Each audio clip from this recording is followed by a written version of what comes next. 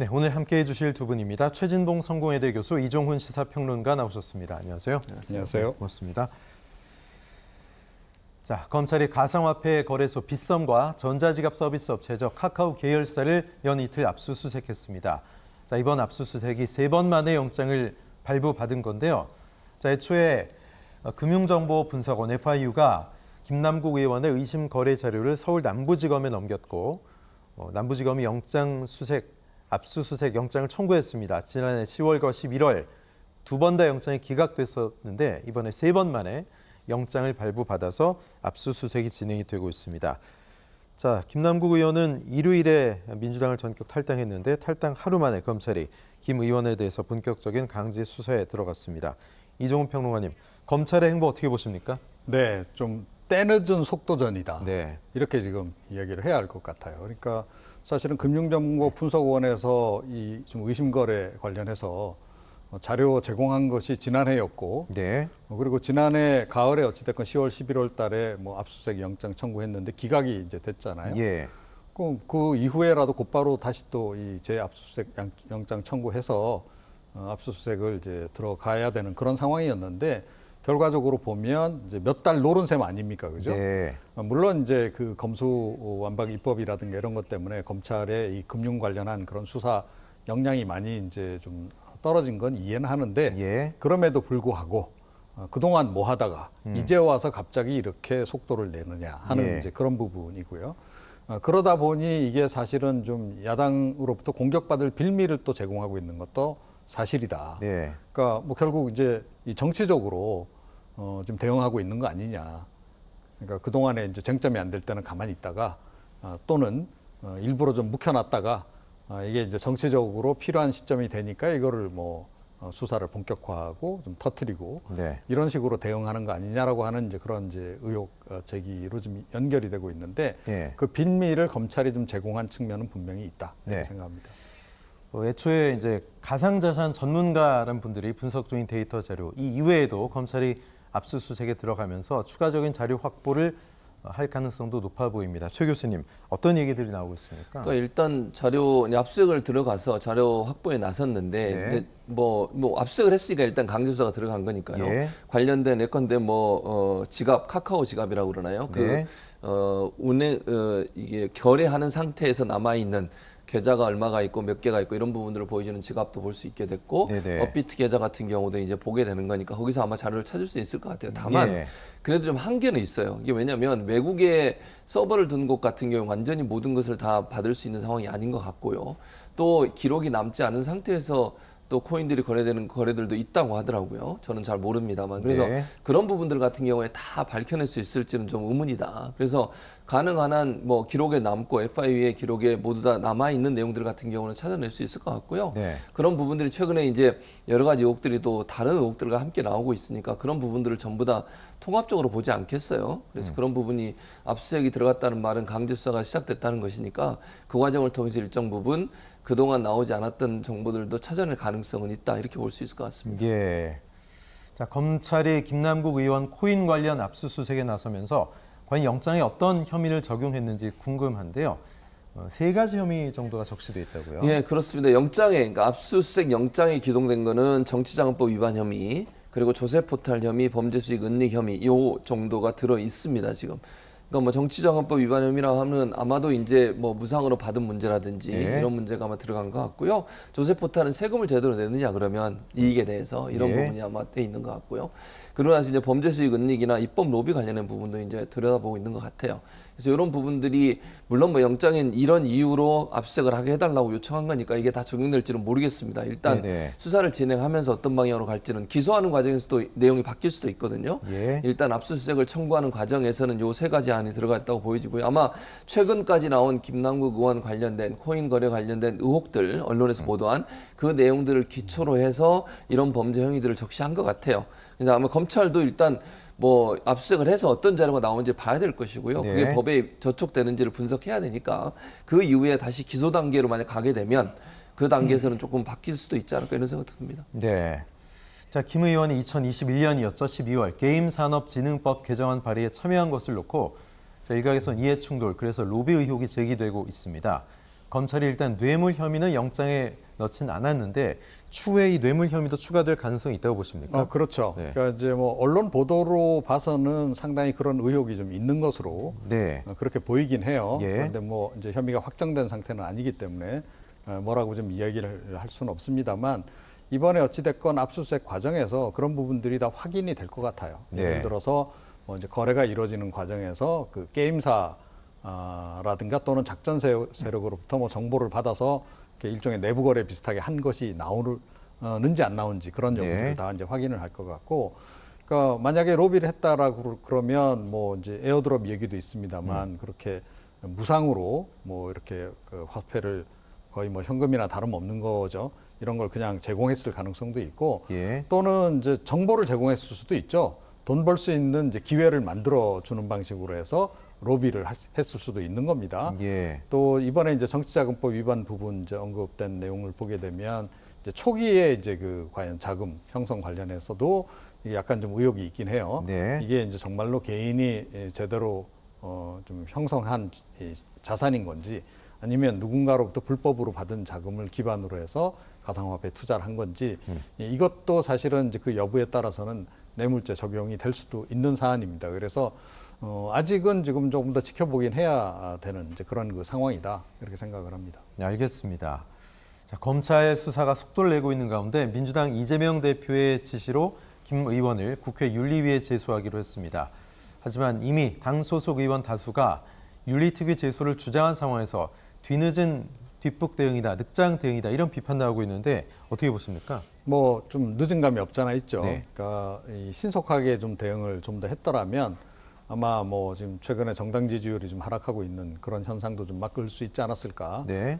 그렇게 좀 생각을 하는데 아무래도 뭐 핵심 측근 아니겠습니까? 네. 그러니까 좀 팔이 안으로 굽기도 하고 또 이제 상황을 본인이 정확하게 파악하지 못한 상태에서 무조건 강경 대응하기도 좀 이제 멋쩍은 그런 측면도 있었을 거다.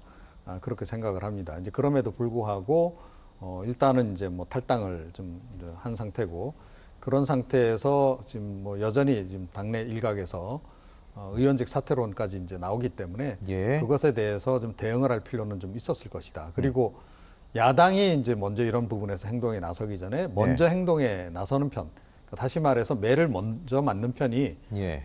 오히려 더 정치적으로 유리하다 그런 판단도 함께 작용한 결과다 이렇게 생각을 합니다. 그렇군요. 국민의힘에서는 김 의원에 대해서 윤리위 제소를 공동으로 하자 이런 입장인데 민주당은 따로 단독으로 하겠다는 입장을 밝혔습니다.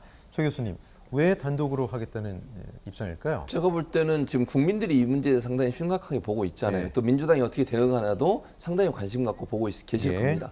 그렇다고 하면 주도권을 민주당이 가지려고 하는 거예요. 만약에 국민의힘이 요구하는 대로 그럼 같이 따라서 해주고 이러면 주도권이 국민의힘한테 있는 거잖아요. 네네. 민주당이 선제적으로 우리가 주도를 하고 이 문제를 적극적으로 해결하려는 의지를 보여주려는 의도가 있지 않나 하는 생각이 듭니다. 네. 그래서 뭐 국민의힘에서 같이 하자고 하지만 우리는 우리 나름대로 하겠다. 국민의힘도 어차피 할 것 같고요. 네. 뭐 내용이야 비슷하겠죠. 근데 징계안의 구체적인 내용 자체는 다를 수 있지만 징계 회부하는 거, 윤리특위에 회부하는 것 자체는 민주당도 함께 한다. 그리고 우리도 더 적극적으로 하겠다라고 하는 의지를 보여주는 의도라고 보여져요. 이게 만약에 국민의힘이 요청해서 거기에 따라가는 모양새가 되면 네. 주도를 국민의힘이 하는 것처럼 보이잖아요. 근데 민주당이 자체적으로 우리가 국민들이 원하는 시선 또 그 수준에 맞게 자체적인 어떤 징계든 아니면 어떤 절차를 밟아가는 것 자체를 보여주는 것이 이 문제를 적극적으로 해결하려는 의지가 있다는 점을 부각시킬 수 있는 하나의 방법이 되기 때문에 제가 볼 때는 단독으로 하는 그런 의미가 있지 않나 이렇게 생각합니다. 네. 국회의원 징계안을 살펴보면요. 그건 어떤 절차를 거쳐서 어떤 수위가 가능한가. 윤리특위에서 의결을 하고 본회의 표결을 하게 됩니다. 제적의원의 3분의 2 이상이 찬성했을 때 확정이 되는데 징계 수위는 일단 가장 경미한 것이 공개회의에서의 경고, 그 다음이 사과고요. 출석 정지가 세 번째, 가장 강한 징계 수위가 바로 제명입니다. 자, 각 당이 제출한 김 의원 징계안을 심의하는 작업에 이제 윤리가 들어갈 텐데 징계 수위 이종훈 평론가님 이게 지금 제명까지 갈 수 있는 사안이라고 보십니까? 뭐 저는 사실은 이제 이런 정도 사안 같으면 네. 이제 거의 뭐 제명에 해당한다라고 생각해요. 네. 제가 이제 가장 위중하게 지금 바라보고 있는 부분 또 예. 국민들 상당수가 좀 위중하다라고 지금 보는 부분이 뭐냐면 네. 의원이 그 상임위원회 회의 중에도 이런 거래를 하고 앉았다 네. 하는 거예요. 그러니까 뭐 어떻게 보면 이제 의원들 사실은 회의 참석하는 시간도 그렇게 본인의 어떤 그 활동 기간 관련해서 보면 그렇게 뭐 많지 않은 시간을 회의에 참석을 해요. 네. 회의에 참석했다가도 중간에 빠져나가는 경우도 많고 그래서 국민들이 늘 불만이 많거든요. 네네. 본회의 열었다 그러면 뭐 절반 이상이 텅텅 비어 있는 경우가 많고 네. 뭐 표결하려 그러면 의원들도 끌어모아서 하지 않으면 안 되는 상황이고 그래서 의원들이 놀고 있다라는 생각을 국민들이 굉장히 많이 해요. 예. 그런데 하물며 뭐 노는 걸 넘어서 개인적으로 지금 뭐 따로 직업을 하나 거의 가지는 셈이나 다름없이 네. 이런 그 가상화폐 거래를 통해서 이익을 좀 추구하고 있었다.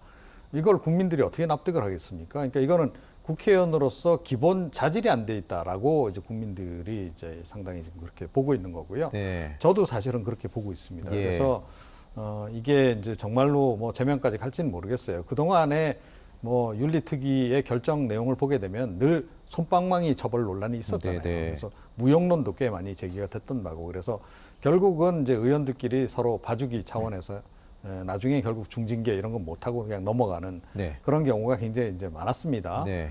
또는 차일피일 끌다가 그냥 이제 뭐 다음번 총선 그냥 임박하면 그렇죠. 자동으로 그냥 폐기돼 버리고 예. 이번 같은 경우도 그럴 가능성이 굉장히 높아요. 사실 네. 총선이 뭐 얼마 안 남았기 때문에 이제 그런 이제 그 상황이긴 한데 그런데 사안 자체로 보면 이건 뭐 거의 제가 보건대는 제명에 해당할 만한 사안이다 이렇게 좀 생각을 하고 그런데 실제로 뭐 제명까지 가기가 좀 어려운 것이 제명하겠다라고 결정이 나면 아마 그 해당 의원 입장에서는 제명을 당하는 이보다는 차라리 그 그냥 개인적으로 의원직을 던지는 게 더 낫다 이런 판단을 이제 내리겠죠. 그래서 네. 그럴 가능성이 조금 더 높지 않나 이렇게 생각합니다. 그렇군요. 자, 어쨌든 민주당이 상당히 이제 국민들로부터 실망을 시키는 겹악재가 겹쳤습니다. 송영길 전 대표 돈 봉투 의혹도 김남국 의원의 코인 논란까지. 그런데 오히려 지지율이 큰 폭으로 떨어질 것 같지만 오히려 지지율은 올랐습니다. 5월 2주에 30.6%였는데 민주당의 지지율은 34.6%까지 올랐고 국민의힘은 미미하게 상승을 했습니다. 자, 이걸 어떻게 봐야 될지 위기감을 느낀 민주당 지지층이 결집한 거냐 이렇게 보기도 했는데 또 연령대로 보면 이제 MZ세대 젊은 세대들이 지지율이 많이 빠지면서 이번 논란에 대해서 좀 실망하고 등을 돌렸다 이런 얘기도 나오고 있습니다. 그래서 최근에 MZ세대를 잡기 위해서 민주당에서 학자금 이자 면제 카드를 꺼낸 게 아니냐 이런 시선도 있는데 최 교수는 어떻게 보세요? 그러니까 일단 지지율 같은 경우에는 아무래도 국민의힘보다 지금 어쨌든 저 그래프에서만 보면요. 물론 여론조사 기관마다 약간 차이가 있습니다. 민주당이 또 앞서는 여론조사도 있으니까요. 그러나 지금 보여주신 저 정당 지지도 추이만 본다고 하면 네. 국민의힘은 좀 뒤지고 있잖아요. 네. 이 부분이 바로 이제 동봉투 사건이나 김남국 의원 코인 거래 관련된 리스크 이런 부분들이 작동했다고 보여져요. 예. 원래 20대들이 사실은 최근에 민주당을 많이 지지했었는데 그 지지가 좀 빠지고 20, 30대가 지지를 좀 처리한 부분이 분명히 있고요. 네네. 그럼에도 불구하고 그러면 상승을 왜 했냐라고 물어보신다면 제가 볼 때는 이제 윤석열 대통령 국정 운영 지지도와 연관돼 있다고 저는 보거든요. 단순히 정당 지지도만 보지 않고 윤석열 대통령의 국정 운영에 실망한 부분들이 정당 지지도에도 일정 부분 반영됐다라고 봐서 그래서 그래도 지난 2주보다는 3주째가 상승세를 탄 게 아닌가 그렇게 저는 분석이 되고요. 네. 학자금 이자를 면제해 주는 문제, 이 문제는 기본적으로 우리나라가 다른 나라에 비해서 이 문제가 너무 취약해요. 저는 네. 그렇게 봅니다. 그러니까 대학생들이 취업하고 나서 이자를 내는 건 당연히 내야 되겠죠. 예. 그러나 졸업하고 취업을 못 해가지고 어려움을 겪는 학생들도 많지 않습니까? 네. 물론 이걸 모든 사람한테 일률적으로 적용하는 문제에 대해서 논란이 될 수 있고 그거는 뭐 논의가 될 필요가 있다고 생각이 들지만 예를 들면 그 소득 수준 분위가 있잖아요. 예. 그 국가 장학금도 소득 수준 분위에 따라서 각각 다르게 지급을 합니다. 지금도. 그렇죠. 그렇다면 거기에 맞게 봐서 소득 분위가 좀 낮은 분이나 이런 분들에게는 면제하는 게 저는 맞다고 봐요. 그리고 미국을 포함한 선진국들은 대체적으로 다 취업하기 전에는 면제를 해주거나 유예를 해줍니다. 그리고 네. 취업을 하게 되면 상환을 하게 돼요.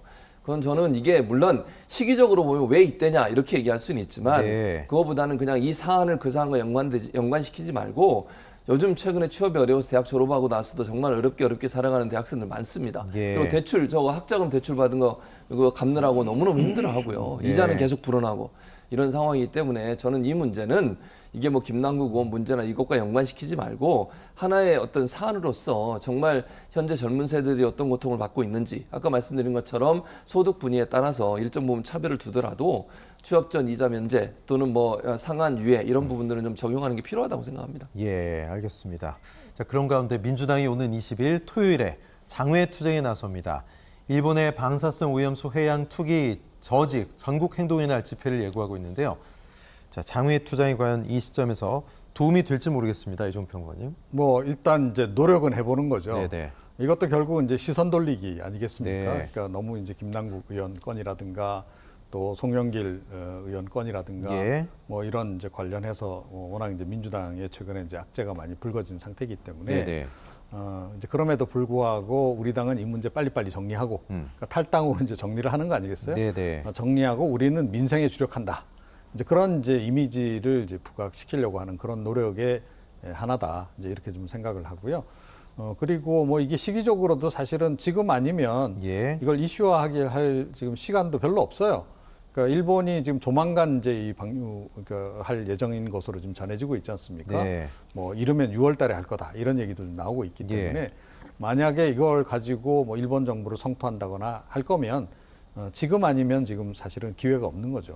뭐 그런 것도 좀 작용을 했다. 이렇게 생각을 합니다. 네. 최 교수님 어떻게 보세요? 이게 도움이 좀 될까요? 저는 일정 부분 도움이 될 거라고 생각해요. 네. 그러니까 뭐 지금 말씀하신 것처럼 이슈를 일정 부분 전환할 수 있는 그것도 될 거고 네. 최근에 사실 김남국 의원 이슈 때문에 그 방사능 오염수 방출 문제, 배출 문제 관련해서는 사실은 그게 이슈가 되다가 지금 잠잠해져 버렸어요. 국가적으로 중요한 이슈죠. 중요한 사실. 이슈죠. 그렇죠? 이거는 뭐 네. 국민의 생명 그리고 네. 우리 일상에서 느끼는 위협감 이런 부분이 충분히 어필될 수 있는 부분이거든요. 네. 그래서 저는 이 문제를 얘기하는 것은 많은 부분에 있어서 국민적 공감대를 얻어낼 수 있는 부분이라고 생각해요. 그리고 지금 보니까 뭐 그 시찰단이라고 소위 얘기하지 않습니까? 예. 저는 뭐 시찰하러 가는 것이 무슨 의미가 있나 이런 생각이 개인적으로 있는데요.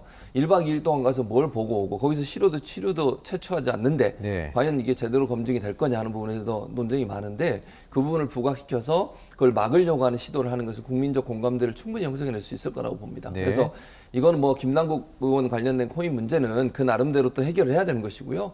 그리고 또 국가적으로 큰 아젠다이고 국민들의 관심사가 큰 이 방사능 오염수 네. 유출 문제 이 문제는 명확하게 짚고 넘어가는 게 필요하다. 그래서 국민들이 이 문제를 다시 상기해서 윤석열 정부가 이 문제를 그냥 뭐 허용해 주는 쪽으로 가는 부분들을 막을 수 있는 그런 대책을 세우는 것은 반드시 필요한 행위라고 생각합니다. 네.